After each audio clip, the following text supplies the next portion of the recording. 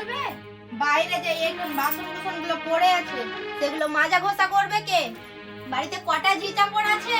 যাচ্ছি মা, চলো না ভাবি, আমিও তোমার সঙ্গে হাতে হাতে কাজগুলো করি। ও বাবা, কত পীড়িত রে। দেখবো দেখবো কত কাজ করতে পারো।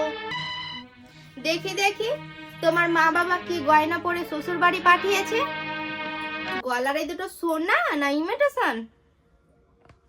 আমার মা বাবা নেই, ছেলেবেলাতেই মারা গেছে, আমি মামার কাছেই মানুষ।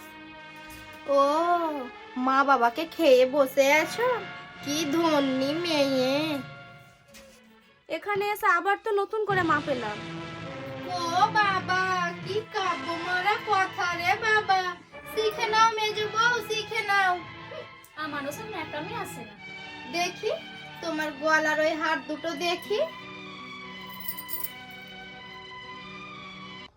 দেখি দেখি দেখি ছোট বউয়ের মুখখানা দেখি।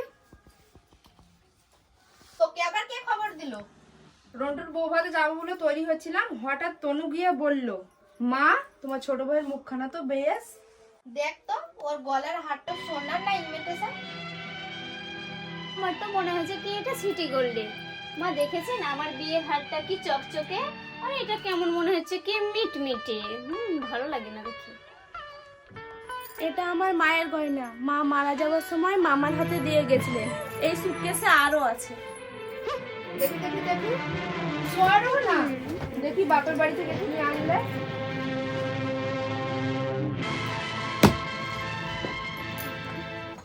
এগুলো আবার শাড়ি? ছি ছি, পাউডার, তেল, লাল, যা ইচ্ছে তাই। মা এ কোনো নিশ্চয় কোনো বস্তির বাড়ি মেয়েকে বিয়ে করেছে। ছি মা, এই শাড়িটা তো বেশ, আমাকে তো মানিয়েছে। খুব সুন্দর মানিয়েছে, খুব সুন্দর। শোনো, এই শাড়িটা আমি নিয়ে যাচ্ছি রন্টুর বউ ভাতে পড়ে যাওয়া বলে। রাতে এসে আমি সুটকেসটা ভালো করে ঘেটে দেখবো, কিছু যেন সরিয়ে রেখো না।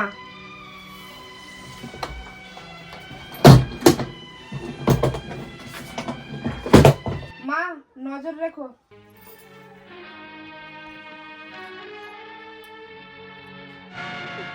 শাড়িটা রেখে যাও। রেখে যাবে মানে? তুমি শুনলে না এই শাড়িটা পরে ওর বন্ধুর বউ ভাতে যাবে? বউ ভাতে পড়ে যাবে মানে নিজের শাড়ি পরে যাক। বড়লোক বাড়ির বউ ভিখারি বাড়ির বউয়ের শাড়ি ধরে টানাটানি করছে কেন? ও মা, মেয়ের কি চোপা গো, আসতে না আসতেই এত কথা। আমি বলছি শাড়িটা ছাড়ো। না, আপনার মেয়ে না বলছিল আমার মামা বিয়েতে যে সব কাপড় দিয়েছে সেগুলো নাকি আপনাদের বাড়ি ঝিয়েরাও পরে না? মামা, আপনিও কি আপনার মেয়ের বিয়েতে এমন ভালো শাড়ি দিতে পারেননি যেটা পরে ও রন্টুর বউ ভাতে যেতে পারে? আপনিও তো দেখছি মা আমার মামার থেকেও বেশি ভিখারি। কি কি বললে তুমি আমার মাকে? বুকে খুব বাজলো না? ঠিক আমারও বুকে এরকম ভাবে বেড়েছিল যখন তুমি আমার পিতা তুল্য মামাকে ভিখারি বলেছিলে। চুপ কর ছোট। না, আমি চুপ করবো না। তুমি তো হচ্ছে যত নষ্টের গোড়া। ও আসার সঙ্গে সঙ্গে নিজের ঘরে নিয়ে যে সাত তাড়াতাড়ি কানে বিষ ঢেলে দিলে। ভাবি কোথায় বিষ পাবে যে ঢালবে? আপনি আর আপনার মেয়ে তো বিষের কারখানা খুলে রেখেছেন। কি বললি তুই? ছোট, শাড়িটা দিয়ে দে। আমার মামা খুব গরিব, বিয়েতে ভালো শাড়ি দিতে পারেনি। এই শাড়িটা দিয়ে বলেছিল বাড়ির যে গুরুজন তার পায়ে দিয়ে সালাম করতে।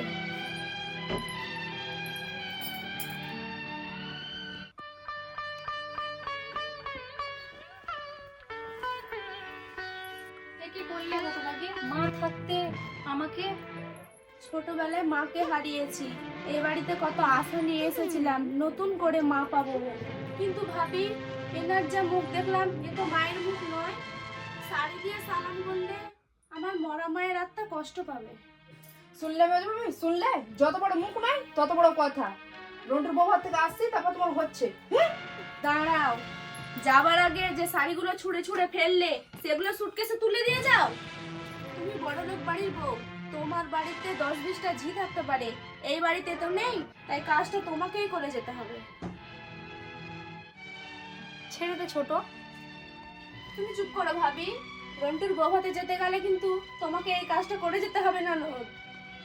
ও মা, আমার বাড়িতে আমার মেয়েকে এই চোখ দেখানো? কি ডাকাত মেয়ে রে বাবা, যাই উনাকে গিয়ে বলি গা, যাই। তুমি কোথায় যাচ্ছ? শাড়িগুলো তুলে দিয়ে যাও। ও মেজো ভাবি,